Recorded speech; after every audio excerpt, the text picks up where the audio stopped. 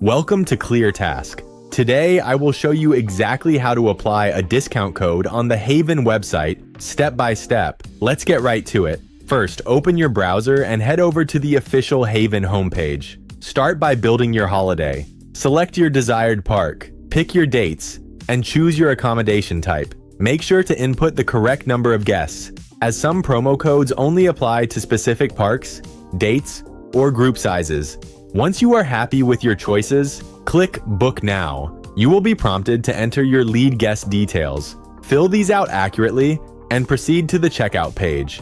At the checkout screen, review your booking summary closely. Confirm your dates, extras, and the total price before any discounts are applied. Next, look for the promo box. This is typically labeled promo code, discount code, or voucher code. On some pages, it might be collapsed behind a small link that says have a promo code or add voucher. Simply click it to open the text box. Type or paste your code exactly as it was given to you.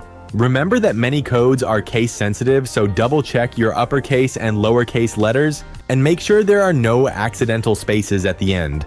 Click Apply. Wait a brief moment for the page to refresh. You should see a confirmation message and your new discounted total will be displayed on the screen.